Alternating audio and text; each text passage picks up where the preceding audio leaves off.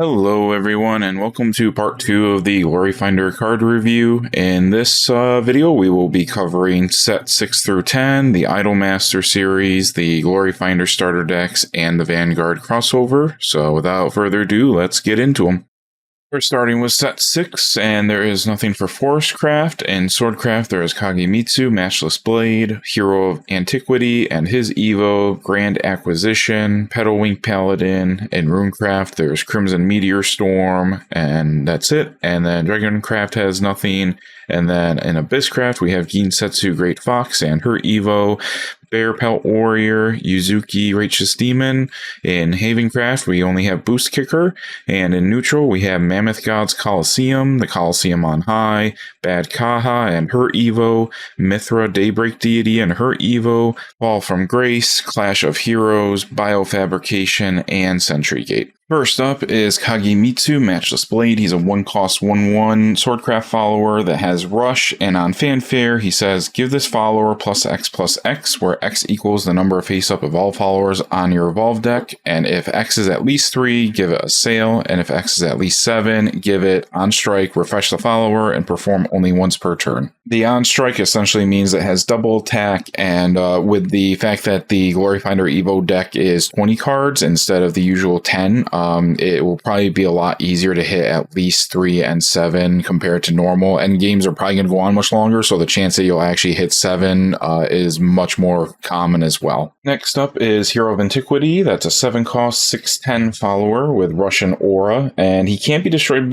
or banished by abilities, but he can still be destroyed by ability damage, and he can evolve for 1 into a 7/11, still with Aura, and he still can't be destroyed or banished by abilities. His on-evolve says, select an enemy follower on the field and destroy it, but if it costs 6 or more, you banish it instead. So with the banishment, last words won't trigger. And also in general, just having a overall 8-cost follower that's just hard to remove in general with 11 defense is just pretty impressive for a card.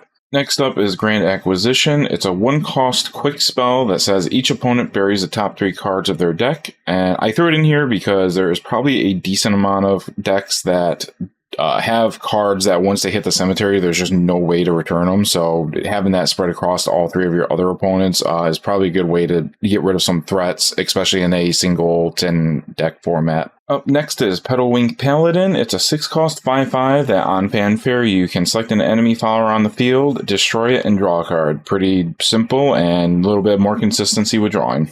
Crimson Meteor Storm is up next. It's a 7-cost spell that says you can deal 6 damage to each enemy follower on the field and deal 3 damage to each enemy leader. And if you have spell chain 10, which means you have 10 or more spells in your cemetery, it costs 2 less to play, so it costs 5 to play. So pretty good, just AoE damage in general and just 9 damage in general to opposing leader, defense. Next up is one of my favorite cards, Ginsetsu Great Fox. She's a 6-cost 1/5 that says on Fanfare you can put 5 one-tailed fox tokens into your EX area, and she evolves for 1. She has a few effects when she evolves. While this card's on the field, any yokai followers you play cost 2 less, so all your one-tailed fox token cards are free while she's on the board. Also, if a yokai follower on your field would deal damage, it deals that much +1, and that means both attack damage and effects that yokais would deal in their card effects. And then also, whenever a yokai follower on you control leaves the field, Ginsetsu gains +1 attack. So the idea is to have all the one-tailed foxes with Rush crash into enemy followers and die to buff up Ginsetsu. Also, one more thing I wanted to mention is if your deck is a combo-centric base deck where you want to rack up a lot of combos quickly, all the one-tailed fox summons from the EX area count even when they're free. So yes, Ginsetsu herself costs a little bit with 6 play points and 1 to Evo, but if you need to get like an easy combo 3, maybe combo 4-ish count, 5 might be a little more harder. It's pretty easy to accomplish with Ginsetsu on the board. Next up is Bear Pelt Warrior. He's a 4-cost 5/4 with Rush, and on strike he deals 1 damage to each leader, so just an easy bit of 3 damage total. And then on last words, you give your leader 4 defense. Keep in mind with the strike damage, damage. That also includes your own leader, but considering you could probably crash this into something decently big just to heal back 4, the 1 damage to yourself isn't a huge deal. And if you're making a more sanguine-based Gloryfinder deck, he probably work really well. Yuzuki, Righteous Demon, is next. She's a 6-cost 5/5 with Bane that on fanfare, each opponent has to bury a follower, but if you have Necro Charge 10, each opponent has to bury 2 instead. And she has another effect that makes her almost act like a spell. You may pay 3 play points and discard Yuzuki from your hand, and you can select an enemy follower on the field and deal it 5 damage and bury the top card of your deck, which just basically means mill the top card of your deck. So just straight from the get-go of a Gloryfinder game, she's just ready and available to be just kind of like this pseudo spell, even if you can't play her or don't want to play her on the field. Moving on to Havencraft, we have Boost Kicker. It's a 2-cost 2/2 follower that says on fanfare, you may pay X play points and then you deal X damage to each enemy follower on the field. X equals the number of your choice, and then at the start of your end phase, you do recover 1 play point. This card is better more late game than early game, because late game, if you have like 10 play points, you can just pay to play him, and then you can pay up to 8 to deal 8 damage across the board, which pretty much kills anything, and because it's not targeted damage, even followers with Aura are going to be destroyed by its effect. Next up is 2 different cards that are very closely related to each other, so I just decided to put them in the same slide.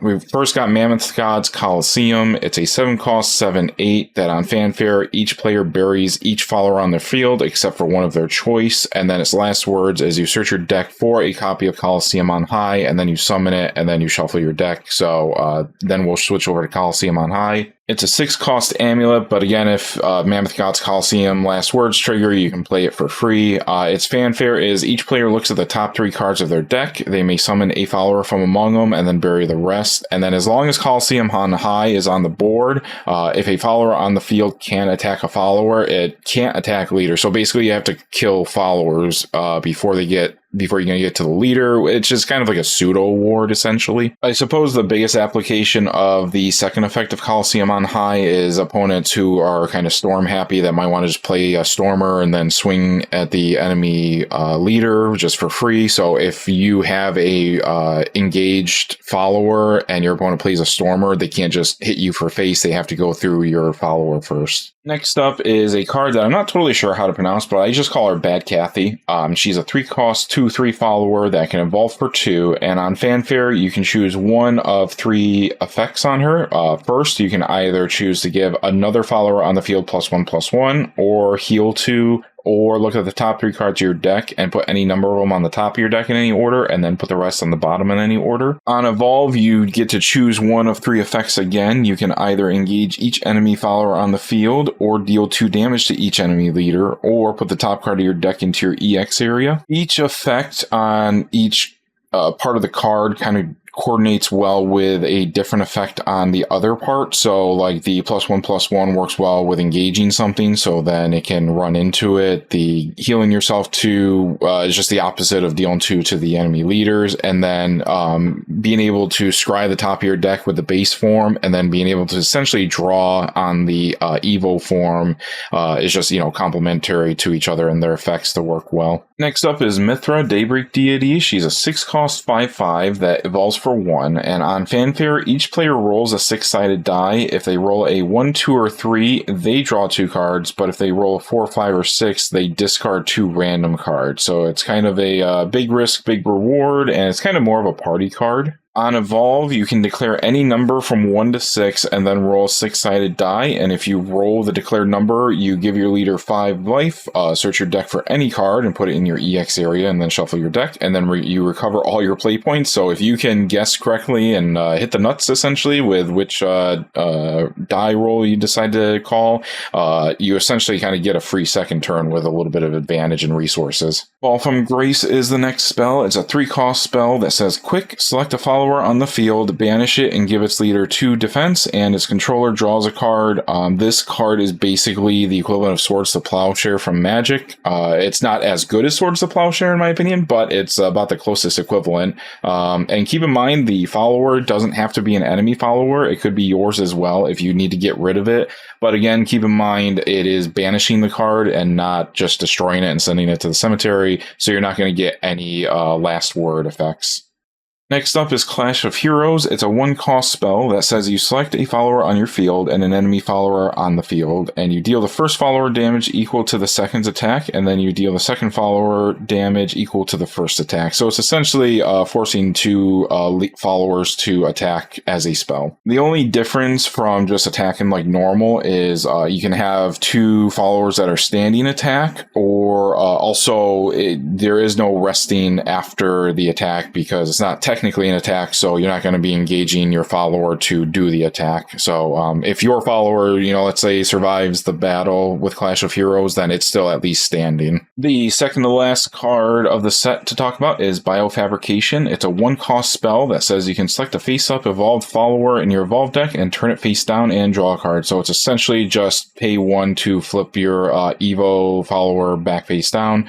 Keep in mind, this is only evolved followers, so things like advanced followers or carrots or drive points, you can't choose those with Biofabrication. But the ultimate point of this card is if you have a card you really like that you want to evolve a second time because you can recur it somehow, you at least get a second chance to evolve it. And the last card for set 6 is Sentry Gate. It's a 2-cost amulet that says whenever an enemy follower on the field attacks, its controller may pay 2 play points and it destroys this amulet, but if you don't pay the 2, then you have to deal 2 damage to the follower that's attacking. This card probably isn't the strongest in the format because you can only have 1 copy of it, and compared to Standard where you could potentially stack this 2 or 3 times to make it where they have to pay 2, 4, 6 play points or deal 2, 4, 6 damage to the follower that's attacking. Because it's singleton, it's not as impactful, and there's also just 3 other people who you can coordinate with to deal with a Sentry Gate. If somebody says, hey, I'll destroy the Sentry Gate if you do something for me,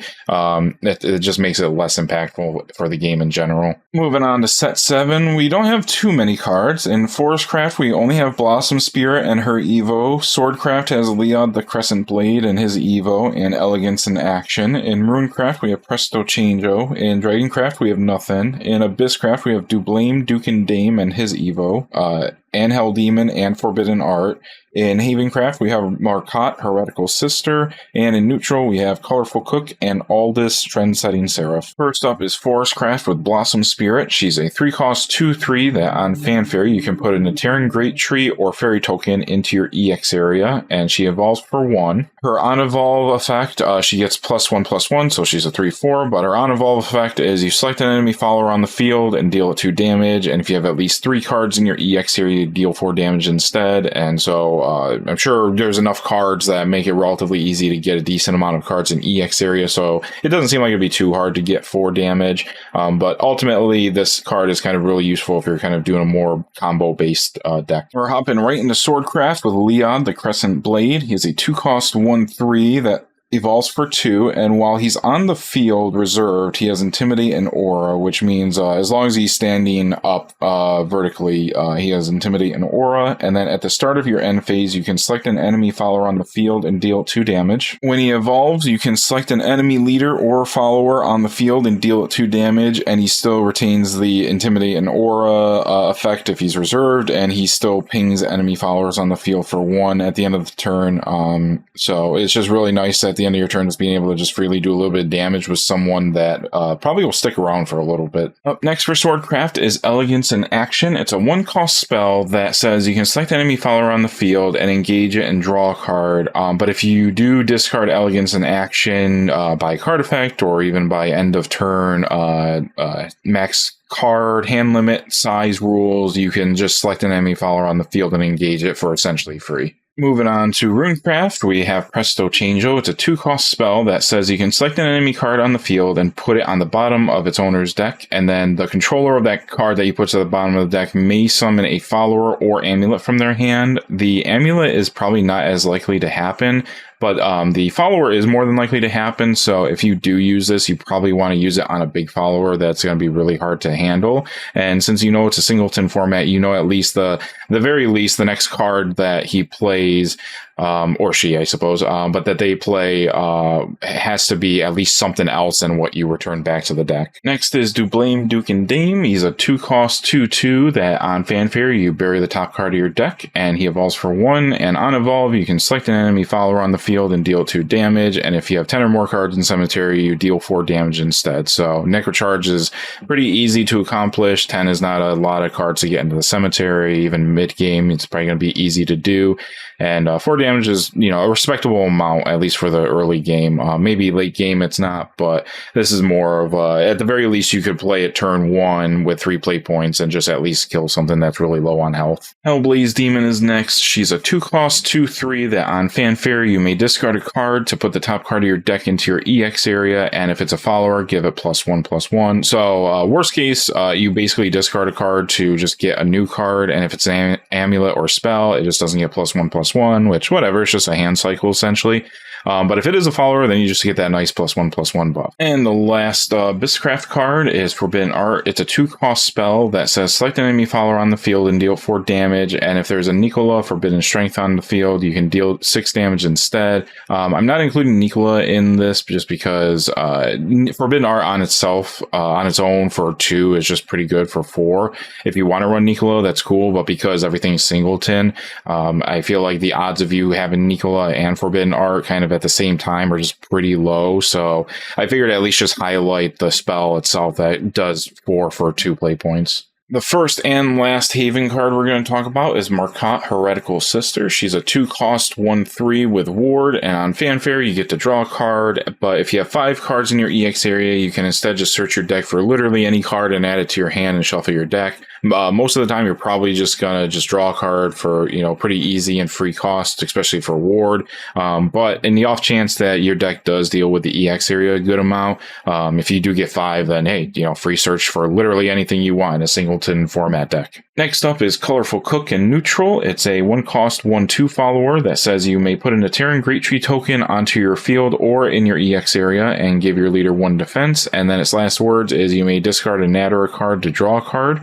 And then I just want to show the Ateran Great Tree token just so you saw what it looks like. It's a 1-cost amulet that says when it leaves a field, you draw a card, then discard a card, and you may willingly bury the card by paying 1 play point. Considering you start the game with 3 play points, it's pretty easy to just at least play Colorful Cook, get the Great Tree, sack the Great Tree for a play point, and then draw a card and discard a card, and still have 1 play point for potentially something else. But even if you don't, that's still not a bad, first turn of just trying to cycle your hand to get to better stuff. And the last card in set 7 to talk about is Aldous, Trend-Setting Seraph. It's a 5-cost 4/5 that on Fanfare you give your leader 3 defense. It does evolve for 1 play point, and it turns into a 5/6 with last words of deal 3 damage to each enemy leader. So if there's something decently big on the board, you could run into this and it dies and just deal 3 damage to everyone else.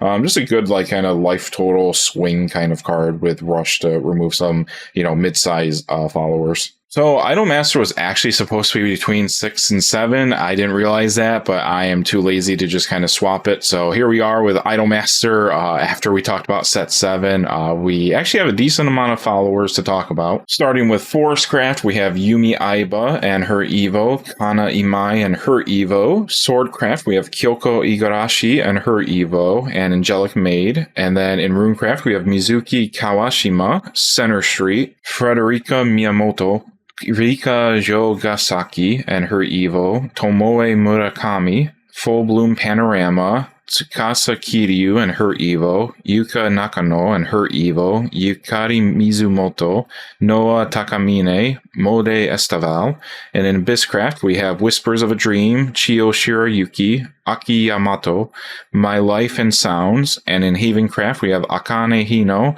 Psychic Star Maiden, Sanai Katagiri, and Winter Night Prayer, and there's nothing in neutral. First up is Yumi Aiba. She's a 3-cost 3/3 with a fanfare of if there's at least 3 passion followers on your field, you select an enemy follower on the field and deal it 2 damage, but honestly that's probably not going to happen at all. She does evolve for 1, and you kind of play her more for her unevolve effect, which says you can select an enemy follower with 3 defense or less on the field and just put it to the bottom of their deck, so that stops last words from triggering. Next up is Kana Imai. She's a 2-cost 2/2 that evolves for 1, and on evolve, you can look at the top card of your deck, and you may reveal it and add it to your hand, and if you revealed a cute card, you do get 2 defense, but considering highly doubt you're going to have a lot of cute cards in your deck, you're mainly just doing this just to kind of get a free draw that everyone publicly knows what you're drawing. Moving on to Swordcraft, we have Kyoko Igarashi. She's a 7-cost 6/7 that has Ward, and on Fanfare, you give your leader 3 defense and draw 2 cards. She does evolve for 1, and on evolve, you can select up to 1 enemy follower on the field and either engage it or refresh it.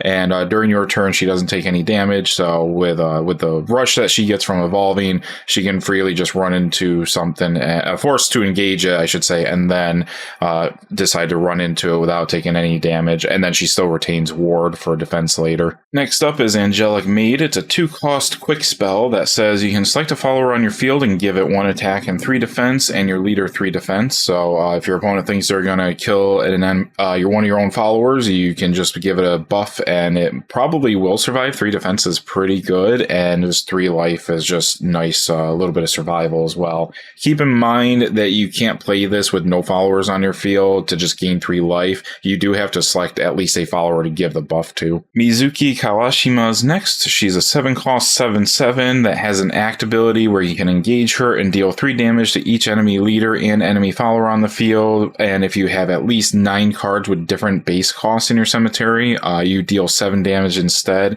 Even with just being able to do the 3 damage to each enemy leader and enemy follower, that's pretty strong. Gets rid of a lot of smaller followers. It also gets around aura because none of the followers are getting selected, and it's just free 9 damage between all 3 enemy leaders.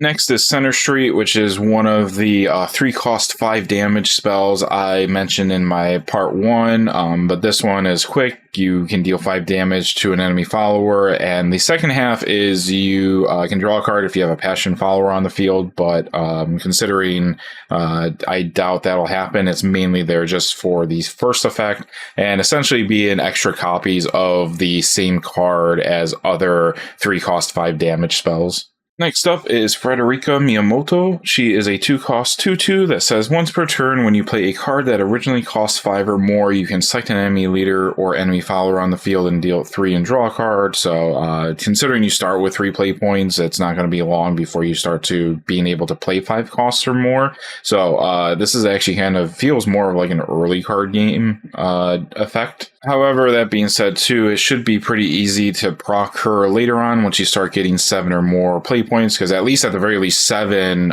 you could just play her for 2 and then play a 5 cost. So, anything more, and it's just very easy to accomplish. Next up is Rika Jokasaki. She's a 1-cost 1/1 that can evolve for 2, and on evolve, you can search your deck for a spell that costs 3 or less, reveal it, and add it to your hand and shuffle. So there is bound to be a lot of 3-cost spells you can pick from, so pick your poison when you decide to evolve her. Next up is Tomoe Murakami. She's a 6-cost 5/5 that can be reduced by 2 if you decide to discard a card when you play her, so she could be 4. On Fanfare, you can search your deck for up to 2 spells with different names and reveal them and add them to your hand, then shuffle your deck. So just grab literally any 2 singleton spells in the deck. Just pretty good, retrieval and effects, especially if you could grab something like Trail of Light and then, use some other effect on the turn or in future turns to just discard it and draw a card.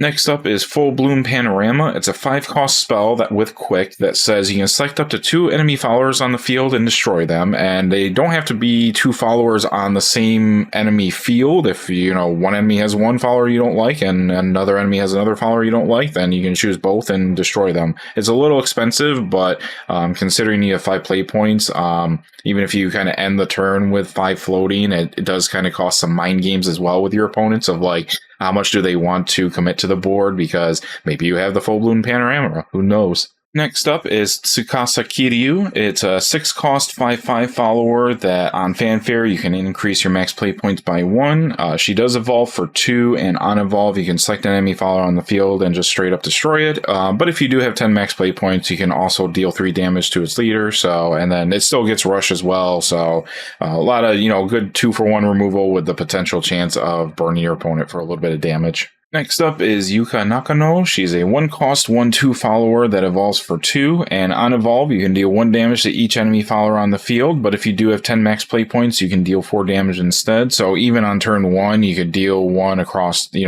board, because you start with 3 play points, but even late game with minimal effort of just getting to 10 max play points, she still deals a decent amount of board damage that gets around aura. Yukari Mizumoto is next. She's a 4-cost 4/4 that on Fanfare you can choose one of the following. You can either choose an enemy amulet on the field and destroy it, or draw a card, which probably would happen if they just don't have an amulet on the board. Keep in mind with Loki as well from the Gloryfinder bundle, this triggers twice, so if you want to draw a card and then destroy an enemy amulet on the field, go ahead, or if there's 2 amulets, you could just destroy 2 or draw 2 cards. Noa Takamine is next. She is a 5-cost 4/4 that can evolve for 1 into a 5/5, and on evolve you can select an enemy follower on the field and deal it damage equal to your max play points. So at the very least you're going to deal 5 because you might have 5 play points and an evil point to evolve her, but probably more frequently you might even just have 6 play points, but I mean it can go all the way up to 10, which can pretty much kill anything minus like Bahamut. We are shifting into Abysscraft with Whispers of a Dream. It's a 2-cost quick spell that says select an enemy follower that costs 3 or less on the field, destroy it, and bury the top card of your deck. So Whispers kind of caps off like right at the early game, considering that you can play 3-cost followers on turn 1. So kind of the later the game goes on, the less impactful it will be.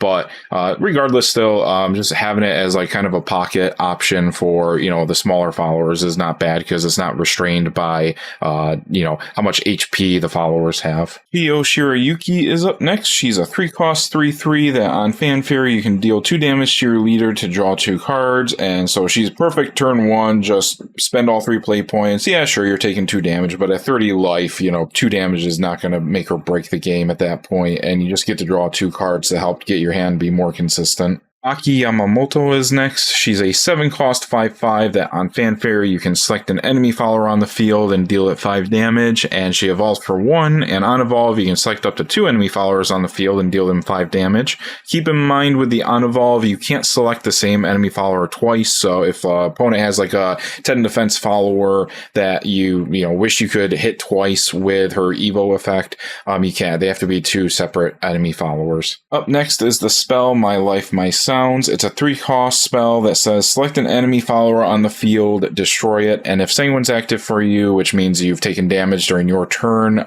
this current turn that you're playing the spell, you can deal 2 damage to the leader of the follower that you destroyed. The second half probably won't happen a whole lot with the 2 damage, but 2 damage isn't a whole lot anyways. The main point is it's at least just a good 3-cost spell that just insta destroys a follower. Moving into Havencraft, we have Akane Hino. She's a 5-cost 5/5 with Rush and Assail, and on strike you get to deal 2 damage to each enemy leader. So if you're playing a 4-player game, that is 6 total damage. And the lesson, which really won't ever happen unless you're maybe playing like an Idolmaster specific build of Gloryfinder, is you can pay 2 play points and pay 1 to get rid of a lesson and give her Storm. Next up is Psychic Star Maiden. By the way, let me know if you just say Psychic Maiden or Psychic Star Maiden. I'm not totally sure if you're technically supposed to say the word star. But anyways, it's a 3-cost amulet that says on Fanfare you can select an enemy follower with a 4 defense or less on the field and banish it, and then it stays on the field until you want to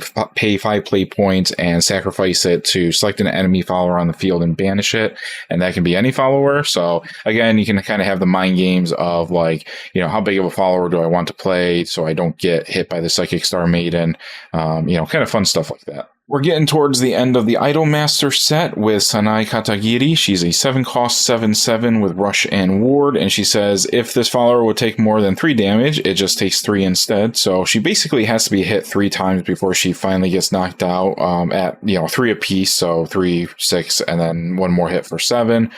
Just having Rush and Ward with being sticky like that is just really nice and valuable in a card. The last card is Winter Night Prayer. It's a 4-cost spell for Havencraft, and it says, quick, you can select an enemy follower on the field and banish it, and if there's a cute follower on your field, give your leader 3 defense. But again, I'm looking at this more for just the paying 4 with quick to banish something. Banishing is just super nice in the format, especially with so many cards that have good last word effects. Set 8 actually has quite a few cards to go over. So starting with Forestcraft, we have Forest Oracle Pascal, Michelle the Mind Reader, and her Evo. In Swordcraft, we only have Godsent Stride. In Runecraft, we have Sweet Tooth Medusa and her Evo, Prophetess of Creation, Mora, Monica's Familiar, Veridic Discovery, and Moonshade Mage. For Dragoncraft, we have Ozzy Dahaka and his Evo, Ouroboros, Draco Marionette. And in Abysscraft, we have Salome and Kiss of Lust. In Havencraft, we have Colette, Holy Gunner, and her Evo, Battlefield Inquisitor, and Zealot of Repose. And in Neutral, we have Sylvia the Condemner, Tartman, or Miss Tartman, depending on the printing, Reyna, Evolution's Herald, and her Evo, Steelclad Minotaur, and High Enchantress and her Evo.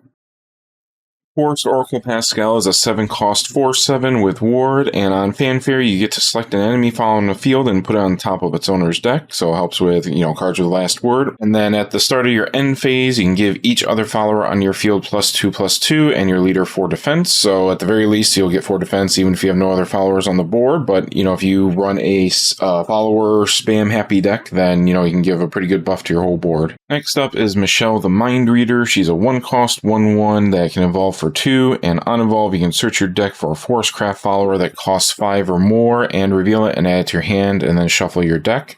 The main reason I included this card was you're able to grab Deepwood Anomaly and from the new Forestcraft starter deck, Lord of the Vajano Marsh, which is a really strong, crazy card. So she helps kind of, get you some good, consistent Forestcraft cards. And also the Forest Oracle Pascal we just talked about a second ago.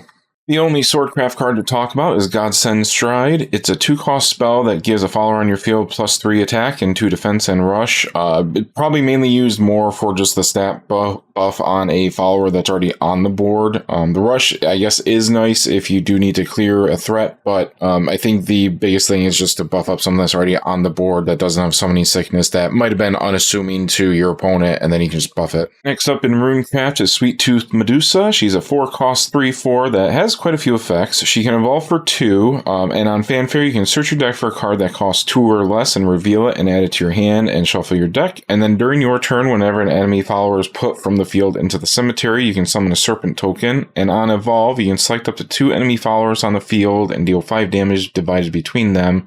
And she still keeps the ability to summon a Serpent if a follower on your turn dies, but she also does gain a quick effect where at quick speed you can bury 2 cards named Serpent, and the next card you play costs 2 less. So you could, if you still have a Serpent on the, a couple Serpents on your board at the end of your turn, later on during one of your opponent's turn, you could quick sack the 2 Serpents, and if you had another spell in your hand that has quick as well, you could always play it on your opponent's turn. Prophetess of Creation is next. She's a big card at 10 cost with 10/10 stats, and she says when playing the card, you can banish 10 cards with different base costs ranging from 1 to 10 from your cemetery, and she has 10 less to play. She does have Ward and Aura, and she can't be destroyed by abilities, but you can still deal ability damage to her.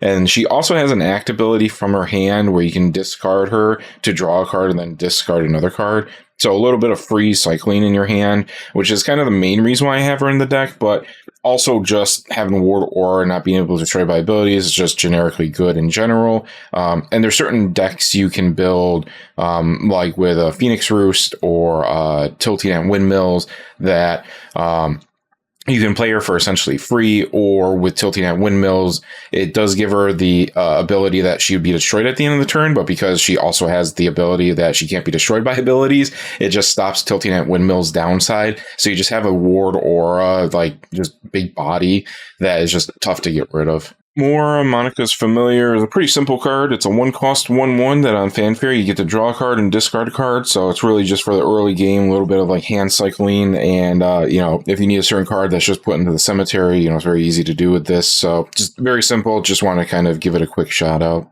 Next is Veridic Discovery. It's a 2-cost quick spell that says you can draw 2 cards and discard a card. So just good, more hand drawing and just more cycling to get to cards you want in a singleton deck. Next up is Moonshade Mage. He's an 8-cost 6/6 with Ward and Fanfare. You draw 3 cards and discard 2, so a little bit of hand cycling, and then you can act, discard another card to select an enemy follower on the field and deal it 6 damage. So 6 damage is pretty good. Being able to cycle, essentially draw 3 and discard 3 if you do the Fanfare and act on the same turn. Not bad. And it has Ward, so at least it's also protecting you. So it's just very generic for, depending on what kind of deck you want to build. Next up is Azidahaka, but it's not the Azidahaka that you would be familiar with if you played Buddy Fight. Shout out to all my Buddy Fight players. But anyways, Azidahaka is a 6-cost 5/6 that on Fanfare you can turn 3 face down Evolve followers on your Evolve deck face up, and in order to select an enemy follower on the field and destroy it, it evolves for 2, it gains Storm, and then on strike, if there are at least 5 face up Evolve followers in your Evolve deck, give your leader 3 life, and if there's at least 8, deal 3 damage to each enemy leader. So a lot of good, general burn damage and a little bit of heal. And considering you flip 3 with his Fanfare effect, and then the Evo deck is also just 20 in general, so you just have more options and chances to just get to 8 face up Evo followers. It's usually not terribly hard to get all of Azidahaka's effects to go off. Ouroboros is up next. It's a 7-cost 8/4 that on Fanfare you can select an enemy follower on the field and deal it 5 damage and heal your leader 5. And then its last words is you may discard 2 cards to put this card into its owner's EX area. The main thing I just want to mention with him is the last words effect is optional with the discard 2. If you don't want him back, you don't have to discard 2, but you can't use his last words if you only have 1 or 0 cards in hand, because even if you want to do the effect, you can't pay the cost. Next is a little bit of a strange card. It's Draco Marionette. It's a 3-cost 7/7 with Rush that says at the start of your end phase, destroy this card. I mainly threw it in here just as a option that with 3 play points, you can effectively deal 7 damage to a follower that's engaged, which pretty much will probably kill most things for a cheap cost. Otherwise, it's really not a super noteworthy card. Moving into Abysscraft, we have Salome. She is a 3-cost 1/2 that with both Fanfare and last words, you can select an enemy follower on the field and deal 2 damage and give your leader 1 defense. So both basically when she enters and when she's sent to the cemetery from the field, triggers to deal some damage and heal a little. It's nothing super crazy, but it's a 3-cost, so you can just play it on the beginning of turn 1 as just something that people might have to deal with a little bit, depending on how they want to sequence playing followers and then destroying things. So just something to kind of keep in mind while you're deck building. Next is Kiss of Lust. It's a 2-cost spell that says you can give your leader 2 defense and draw a card, and if Sanguine's active for you, you draw 2 instead. So if you've dealt damage to yourself during your turn, Sanguine's active, so you draw 2. I mainly threw it on here as just a free cycle, easy to heal card for essentially turn 1, maybe turn 2. Maybe later on if you're building a more Sanguine-based deck, you could draw 2, but I mainly put it in here for the first half of the card's effect. Moving on to Haven, we have Colette Holy Gunner. She's a 2-cost 2/1 that evolves for 2, and on evolve, each opponent buries a follower. So it's kind of like Yuzuki Righteous Demon from set 6, but it's on evolve and just a little different. It's only ever just 1 follower. But it is nice in that it does get around Aura, and don't forget she still has Rush as well when she evolves. Next up is Battlefield Inquisitor. He's an 8-cost 5/5 that says you can select up to 2 enemy cards on the field and destroy them and draw a card. Keep in mind you won't draw a card if there are no enemy cards to destroy in general, and keep in mind it's actually cards, not followers, so you could destroy amulets with this, so that's nice. But yeah, in order to draw a card, you have to destroy at least 1 thing. Next is the Zealot of Repose. It's a 4-cost 0/4, and it says at the start of each opponent's main phase, you can select an enemy follower with 4 defense or less on the field and destroy it. So if your opponent... If one opponent, the one that plays right after you plays 4 costs or less, and then it goes to your next opponent's turn at the start of their main phase, you could actually just pop the opponent that just played their 4 costs or less. So it kind of creates this weird mind game where, you don't want to leave any smaller followers on the board. Moving on to neutrals, we have Sylvia the Condemner. She's a 7-cost 6/6 that on Fanfare you can select an enemy follower on the field, destroy it, and deal 5 damage to its leader, so a good amount of burn damage and just good general destruction. And then her other effect is you can pay 2 to discard the card from your hand to select an enemy follower on the field that costs 5 or more and destroy it. So this is not 5 or less, or it's 5 or more. So it is a good hand spell against larger threats. Next up is the only card that I consider a core card for almost any Gloryfinder deck, Tartman and Ms. Tartman. It's a 4-cost 4/4 that on Fanfare you can search your deck for any card and add it to your hand and then shuffle your deck. And considering that you start with 3 play points, you can effectively just play this on the second turn, so still pretty early on in the game in general. And yeah, the fact that you can just grab anything you need with this is just crazy. Also, like other cards that have alternate names, you can only have 1 copy of this in the deck, regardless of if you have the left or right version of the card. If you can see with Miss Tartman, right above it, it does say Tartman, so legally it is considered the exact same card, which means you can only run 1. So just kind of keep that in mind. Next is Reyna, Evolution's Herald. She's a 5-cost 4/4 that can evolve for 2, and on Fanfare you can select an enemy follower on the field and deal it damage equal to the number of face-up evolve followers in your Evo deck. And then her on-evolve effect says you can select a face-up evolve follower in your evolve deck, turn it face down, and then search your deck for a follower, reveal it, and add it to your hand, and then shuffle your deck. The card you put back face down in the Evo deck does not have to be the card that you search for in the deck, so just kind of keep that in mind. I initially, when I first read this, kind of interpreted it to mean that, so you can just grab any other follower. It doesn't matter if it's even an Evo. But otherwise, pretty good card for a little bit of tutoring, and it still, again, gains rush when it evolves.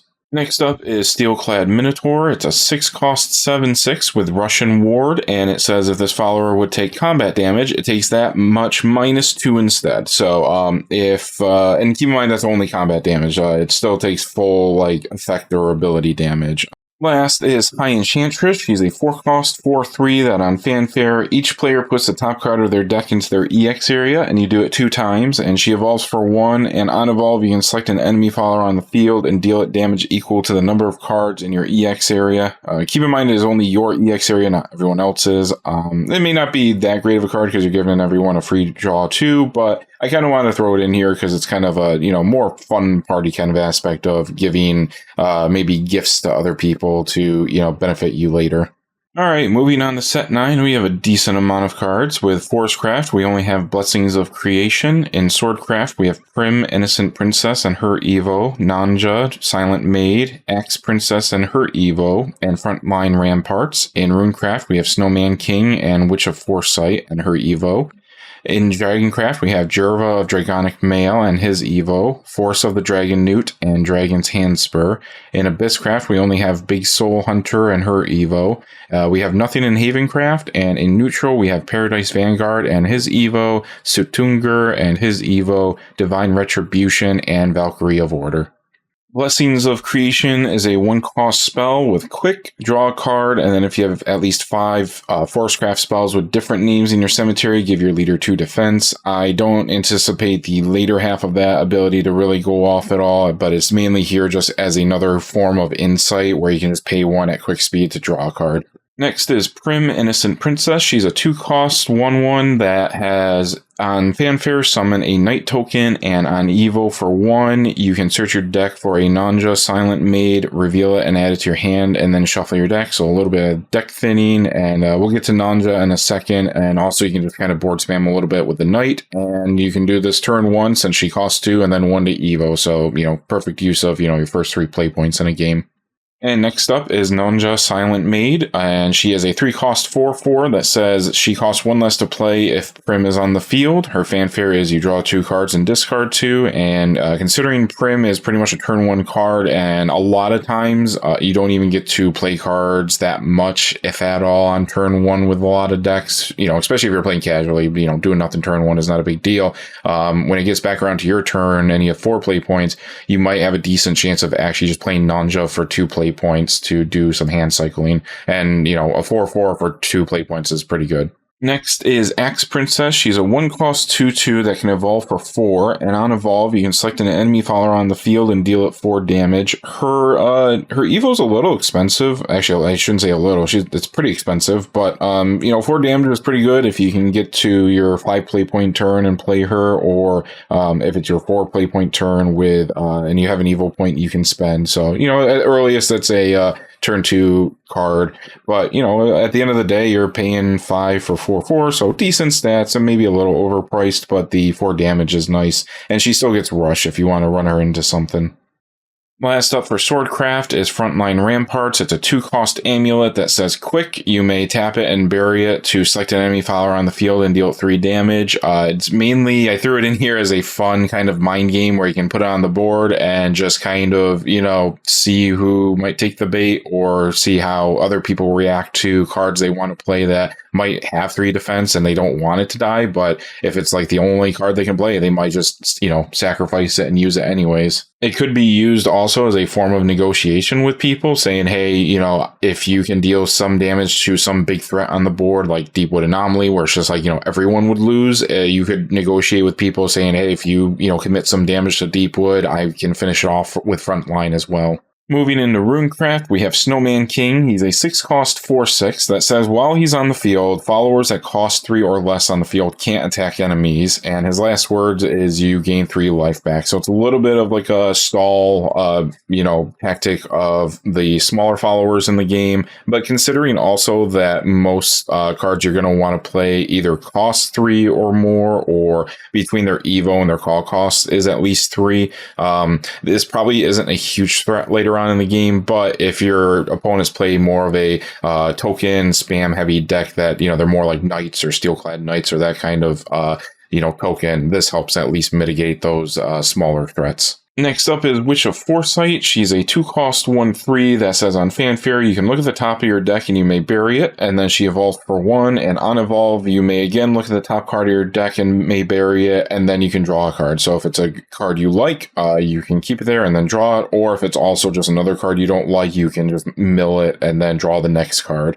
And considering between her cost and Evo, it's 3, she's a perfect way to start off a game. Moving into Dragoncraft, we have Jerva of Draconic Mail. He's a 5-cost 5/5 that on Fanfare, you discard your whole hand, and then at the start of your end phase, you deal 5 damage to each other follower on the field and draw a card. However, that effect slightly changes when you evolve him to saying at the start of your end phase, deal 5 damage to each other follower on the field and each enemy leader and draw a card. So if late game you're starting to run out of cards in hand, you could just play Jerva and then just slowly, draw a card, maybe 2. If it does somehow get back to your turn, I doubt it, but at least, you can kind of try to cycle a little bit. But just the fact that you're just dealing 5 to the board and to the enemy leaders is just real strong. That's just, free 15 damage right there in total between all 3. Up next is Force of the Dragon Newt. It's a 2-cost quick spell that says you can select an enemy follower on the field and deal 3 damage, and then draw a card and discard a card. So a little bit of nice cycling for your deck, and a little bit of good quick damage that you can use if you have a couple floating play points during your opponent's turns.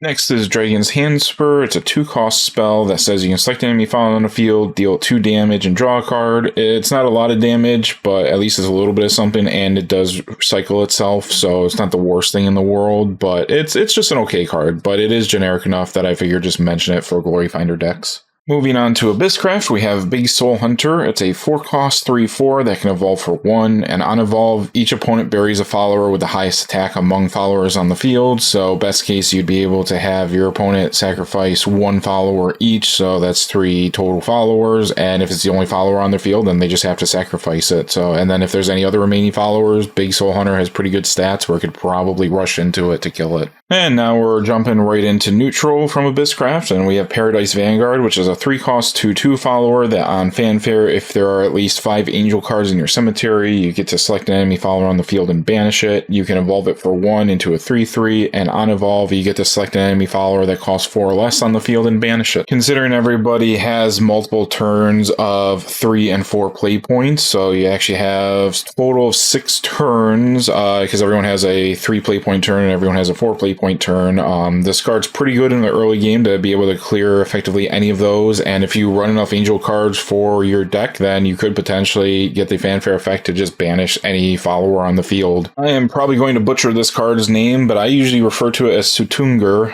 It's a 5-cost 4/4 that can evolve for 1, and on Fanfare, you can select up to 2 enemy followers on the field and engage them, and they don't refresh during their controller's next start phase. And the on evolve becomes a 5/5, and it has a follower strike where it gets +2/+2 attack. If there's a decent enough followers on the field, you might be able to negotiate with your opponents and say, hey, I won't rest your follower if you don't attack me or do this, that, or the other. So there might be a little bit of bargaining with being able to engage up to 2 followers, and it's just pretty good stats for a follower to eventually become a 7/7 with 5 play points and 1 cost, and the control is really solid. Divine Retribution is our penultimate card for set 9. It's a 4 cost spell with quick, and it says select an enemy follower on the field, destroy it, and if there's an evolved follower on your field, put this card into the owner's EX area. I just added it to this list considering that there's going to be probably a lot of evolving, considering you have 20 cards in your deck that can evolve. I figured you might be able to get multiple uses on Divine Retribution potentially, so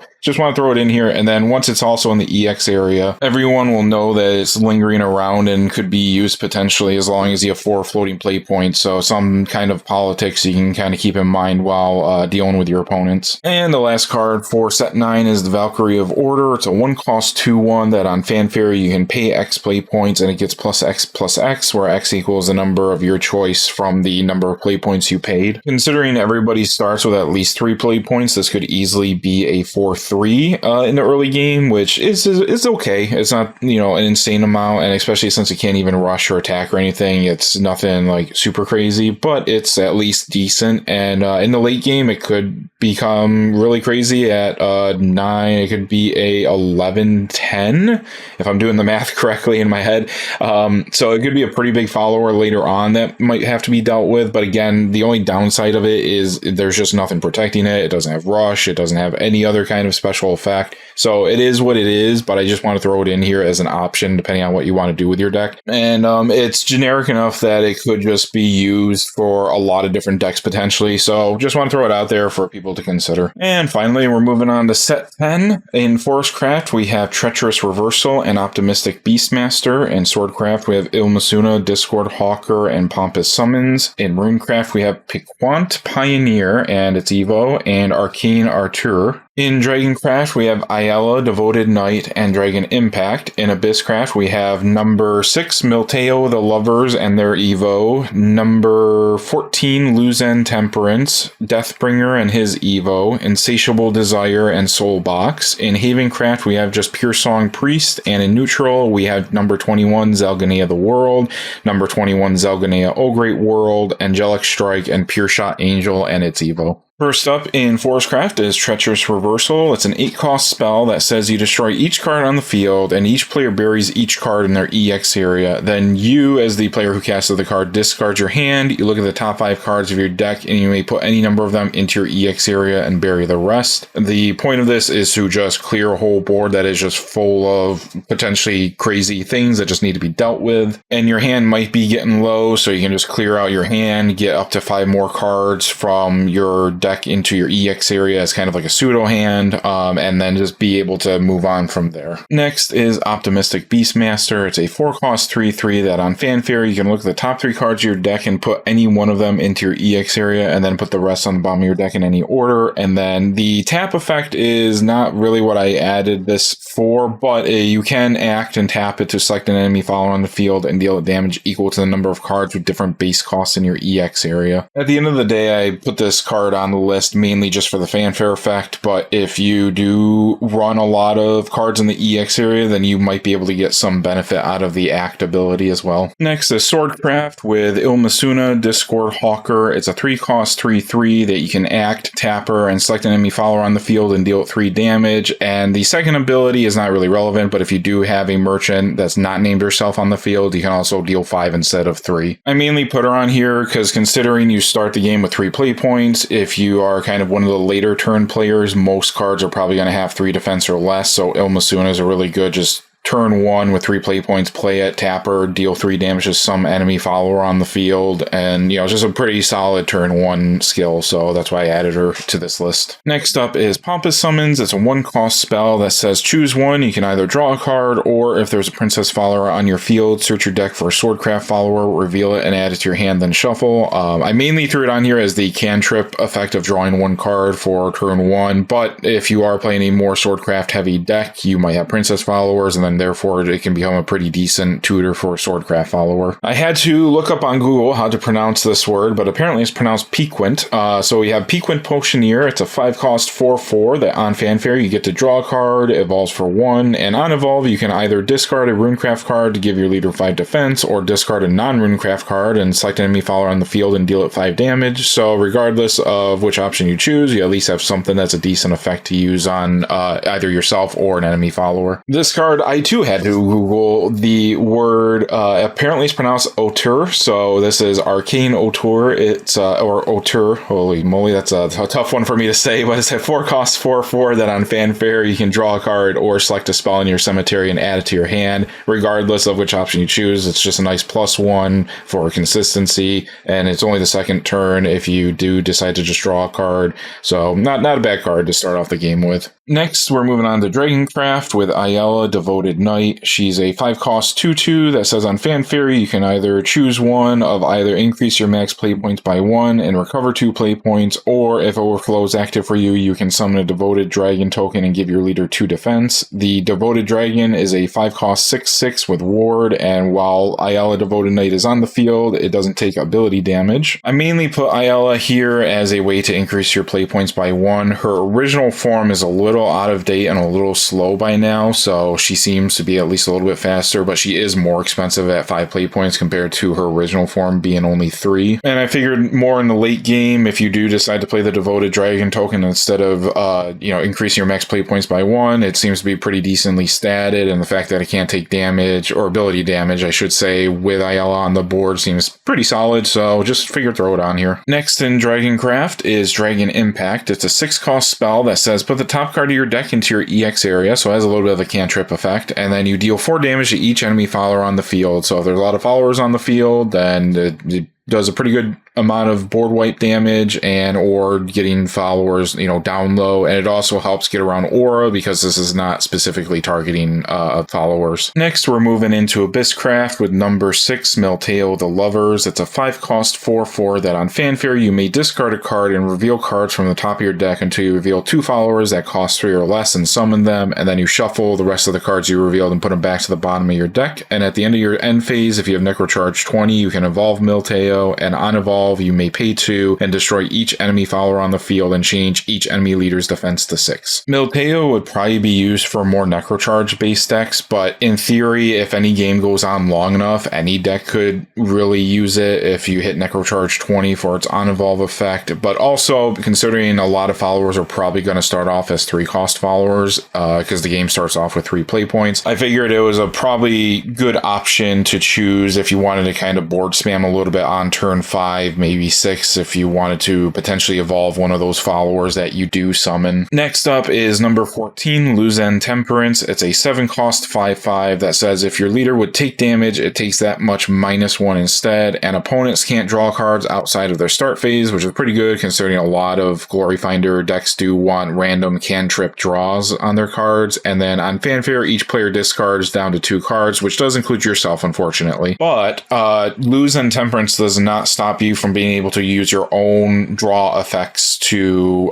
be used. So if you discard something like, let's say, Trail of Light, you can still draw after you discard down to 2. It's only your opponents that can't draw outside of their start phase. I am going to go slightly out of order from what I listed at the beginning of the chapter, and I'm just going to talk about Insatiable Desire next, only because it does deal with Luzen Temperance. It's a 2-cost spell that says you can deal 2 damage to your leader and draw 2 cards. The top half doesn't really matter too much if you're not running Luzen Temperance, but if you do, it basically says you can banish Insatiable Desire from your cemetery, select an enemy follower on the field and deal 4 damage and draw a card, so it helps get you a little bit of cards back from if you do use Luzen Temperance on your board. But I ultimately added it to this list just because of the deal 2 damage and draw 2, because you start at 30 life, so just dealing 2 damage to yourself to get a little more card advantage is still pretty good considering you'll still have 28 life remaining. Now we're switching back over to Deathbringer. It's an 8 cost 7/7 that on fanfare you select an enemy follower on the field, destroy it, and deal 2 damage to its leader and give your leader 2 defense. It evolves for 1 into an 8/8, and it still on evolve gets the same effect of select an enemy follower on the field, destroy it, and deal 2 damage to its leader and give your leader 2 defense. So a little bit of nice control and a little bit of nice life gain. So overall, not a bad card with pretty large statted body. The last Abyss card is Soulbox. It's a 7 cost 5/4. It has Rush and 2 fanfare effects. Its first fanfare says you select an enemy follower on the field, and if there's a spell in your cemetery, destroy it. And the second fanfare says if there's an amulet on your field, you deal 5 damage to each enemy leader. Considering every deck will probably at least run spells, you'll more than likely be able to at least just freely destroy an enemy follower on the field. But if you do run amulets, which, you know, there are some variations like Haven Amulet that do run a lot of amulets, you might be able to just burn all 3 of your other opponents for 15 total damage. So pretty good. And then it has Rush, so it can still run into something with 5 attack and potentially destroy a follower on the field. Next up is Pure Song Priest. It's a 7 cost 5/5 that says on fanfare you can select a follower on your field and give it and your leader 4 defense. And it has a effect in hand, kind of like a hand spell effect, that says at quick for 1 play point you may discard it to give your leader 2 defense. In my opinion, it's not the greatest card in the world, but it is pretty generic, and worst case you just play it for 7 and it gets 4 more defense, so it's a 5/9 and you heal 4, which is pretty solid. And you could also always just hold it in hand if you're getting low on life and your opponent tries to finish you off, and you could just be quick, you know, pay 1 play point, discard it, and just heal 2 to just barely stay alive. Next is a card that I think is probably a core card for most, if not all decks, and that's number 21, Zelganea the World. It's a 5 cost 5/5 that has 2 fanfare effects. The first is you get to select an enemy follower on the field, and if there are no other followers on your own field, you destroy it and you draw a card. So a good little bit of hand cycling there and board control. And then the second fanfare effect says if your leader's defense is 10 or less, give yourself 5 life, which is pretty good, especially if someone Azazels everyone down to 10. You could play the World and heal 5 up, so it's a decent amount of life gain to stay above everyone else. It also has an effect when it's in the cemetery where you can pay 10 play points and banish it, and you can put number 21 Zelganea O Great World from your Evolve deck into your EX area, which is the next card over. It's a 10 cost 10/10 that says at the start of your end phase, if this card is in your EX area, you deal 4 damage to each enemy leader and enemy follower on the field. And its fanfare is you get to deal 10 damage to each enemy leader and enemy follower on the field. So if you decide to, at 10 play points, play it, and everybody was Azazel by someone else, you could just play this and just kill everyone else and win the game. But do keep in mind that if you do play this card, you are probably going to be targeted by your opponents pretty hard, so you don't constantly just deal 4 damage to everyone and the board every turn. So just keep in mind that you're probably going to be hated playing this card. Next is Angelic Strike. It's a 6 cost spell that says you can select up to 2 enemy followers on the field, destroy them, and if there's a Fallen Angel card in your cemetery, give your leader 2 defense. I put this card in here mainly just for the destroy 2 followers on the field effect, which seems pretty good, but considering there are a decent amount of Fallen Angel cards, and some of them are pretty decent, that you might run them, so you might be able to get the +2 defense, but that's not the ultimate goal of, you know, putting this card in your deck. And the last card for set 10 is Pure Shot Angel. It's a 5 cost 5/5 that on fanfare you can select an enemy follower on the field and deal 3 damage. It evolves for 1, and on evolve you get to deal 3 damage to an enemy follower on the field and to its leader, so a little bit of extra there, and then obviously gets Rush for evolving. So pretty solid card to just help deal with some board threats or one big board threat. Surprisingly, there were a few good cards that were in the Vanguard collab that could be used for the Gloryfinder set. So without further ado, let's go over them. First in Forestcraft is Hydro Hurricane Dragon. In Forestcraft, in Swordcraft, you have Knight of Truth Gordon and Knight of Silence Gallatin. In Runecraft, we don't have any. In Dragoncraft, we have Demonic Dragon Mage Kimnara and Embodiment of Armor Bar. In Abysscraft, we have Blaster Dark and his Evo and Garuru Bow. In Havencraft, we have Maiden of Libra, Oracle Guardian Nike, and Dream Eater. And in Neutral, we don't have anything applicable. First up is Hydro Hurricane Dragon. It's an 8 cost 5/5 that costs 6 less to play if Aqua Force followers on your field have attacked at least 3 times this turn, but I don't play this or bring this up because of that part of its effect. It does have Twin Drive, which doesn't do anything Gloryfinder anyways, but the main point is this fanfare where you can select up to 2 enemy followers on the field, destroy them, and for every follower destroyed this way, deal 1 damage to each enemy leader. There are at least a handful of ways that you could cheat this out instead of paying the hard 8 costs, so I just want to at least throw it in here as something as a little bit of board control and a little bit of burn damage to everybody. So I just wanted to bring it up as an option to be able to deal some damage to everybody and have a little bit of board control. Next up is a spell, and despite it being a spell, it does have a name that seems more like a follower, but regardless, it's a 2-cost spell that at quick you can choose one, you can select an enemy follower on the field and deal 3 damage, or the next time your leader would take damage this turn, it takes that much -5 instead, so it helps reduce some damage, helps deal with a board with 3 damage, which help a lot of cards deal 3 damage for 2 cost at quick, so just want to kind of throw this in with the list of the rest of them. Next is Knight of Silence Gallatin. It's a 5-cost 5/4 that takes 1 to drive, and on drive it gets +1/+1, and you deal 3 damage to each enemy leader, so up to potentially 9 damage, and then on fanfare you select an enemy follower on the field and deal it 5 damage. Just mainly wanted to put them here as a way to do a little bit of board control and a little bit of damage to everybody. And do keep in mind you can run drive points in your Evo deck, but they don't count as Evolve followers for some cards that say there must be X number of Evolve followers in your Evolve deck for something to trigger. But otherwise, it's still a generically pretty good card for Gloryfinder. Up next is the spell Demonic Dragon Mage Kimnara. It's a 3-cost spell that at quick you can select an enemy follower on the field and deal it 6 damage. This seems pretty crazy to not only have quick but only cost 3 to deal 6, which deals with a significant amount of problem cards, so I just wanted to throw this in as a decent option at quick speed to use. Next is another Kagero card. It's Embodiment of Armor Bar. It's a 3-cost 3/4 with ward, and on fanfare you get to draw a card, so easy, just hand cycle for the first turn at 3, pretty good defense at 4 defense, and with ward, so it just seems like a pretty solid card for most starting